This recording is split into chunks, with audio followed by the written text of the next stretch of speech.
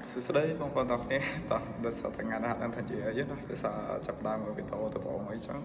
គឺអត់ទាន់ដឹងថាគួរតែជាអីដើម្បីឲ្យទៅស្របទៅតាមអ្វីដែលបងប្អូនចូលចិត្តឬអ្វីដែលបងប្អូនមិនចូលចិត្តអីចឹងណាចឹងនេះវាជាវីដេអូដែលការចាប់ដើមដំបូងសម្រាប់តើតើនឹងការងារធ្វើ YouTube អីចឹងបាទអញ្ចឹងវាជារឿងមួយថ្មីបាទអញ្ចឹងបងប្អូននឹងប្រកាសជាដឹងហើយបងប្អូនខ្លះដែលធ្លាប់ធ្វើ YouTube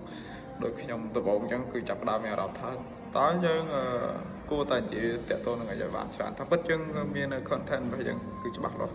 បាទយើងមានមាតិកាថាយើងគួរតែធ្វើអីប៉ុន្តែភ្លាមយើងអត់ដឹងថាធ្វើអីអញ្ចឹងណាបាទចាំមើលវាជាការងារថ្មីអញ្ចឹងបានន័យថាការងារថ្មីនេះគឺជាការចាប់ផ្ដើមរបស់យើងអញ្ចឹងយើងកំពុងតែ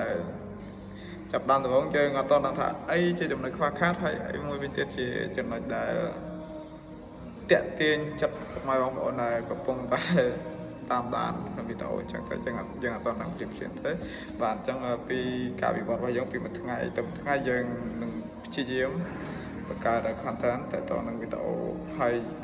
ជម្រាបពុកម៉ែបងប្អូនហើយមួយវិញទៀតបើសិនព្រោះអធិស្ឋានមិនបើសិនទេចេះតែនិយាយខុសអញ្ចឹងទៅបាទចង់និយាយថាខ្ញុំនឹងធ្វើអីមួយដើម្បីបំពេញទៅតាមគោលបំណងដែលពុកម៉ែបងប្អូនជាពិសេសគឺអ្នកប្រកបមុខរបរការងារកសិកម្មដូចជាខ្ញុំអីចឹងណាបាទដូចគ្រូសាស្ត្រខាងខ្ញុំក៏ប្រកបមុខរបរកសិកម្មដែរបាទអញ្ចឹង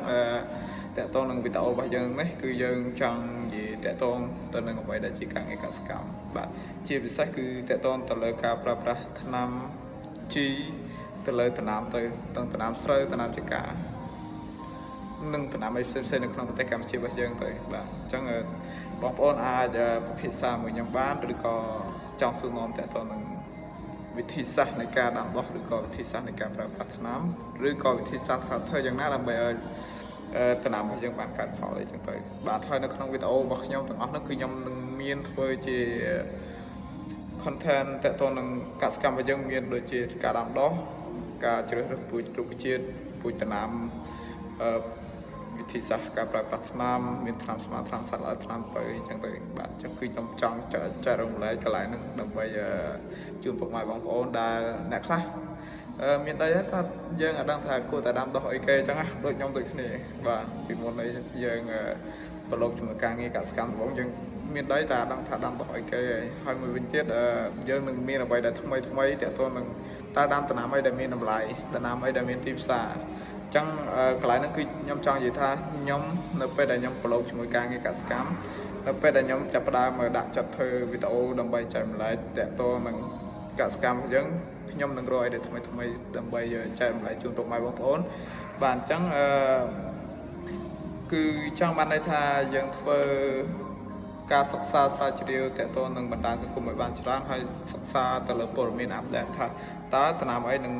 ចាប់ផ្ដើមមានតម្លៃនៅខាងមុខឬក៏ដំណាំអីដែលជាដំណាំដែលមានតម្រូវការសម្រាប់កត់ផ្គងនៅក្នុងប្រទេសសម្រាប់ដឹកជញ្ជូនចេញក្រៅអញ្ចឹងណាបាទព្រោះខ្ញុំក៏ជាអ្នកកសិកម្មដែរអញ្ចឹងវាជាកាតព្វកិច្ចរបស់ខ្ញុំដែលខ្ញុំត្រូវតែរកអីដែលថ្មីដើម្បីជួយពុកម៉ែបងប្អូនទាំងអស់គ្នាបាទអញ្ចឹងបងប្អូនអាចសួរនាំបានបាទតើតើនឹងក្នុង channel របស់ខ្ញុំបងប្អូនអាចសួរពីតើដំណាំអ្វីដែលយើងគួរដាំដុះតើដំណាំអ្វីដែលមិនសូវមានបញ្ហាច្រើននៅពេលដាំដុះតើដំណាំអ្វីដែលរើសអាកាសធាតុឬក៏ផ្សេងទៅតាមប្រមាណបងប្អូនចង់សួរនាំបាទអញ្ចឹងខ្ញុំនឹងរីករាយបាទខ្ញុំនឹងព្យាយាមបើសិនជាកន្លែងណាដែលខ្ញុំចេះដល់ក៏ខ្ញុំនឹងព្យាយាម research តាក់ទងនឹងអ្វីដែលថ្មីដើម្បីជូនពុកម៉ែបងប្អូនទាំងអស់គ្នាបាទអញ្ចឹងមានតែប៉ុណ្្នឹងឯងបងប្អូនបាយបាទ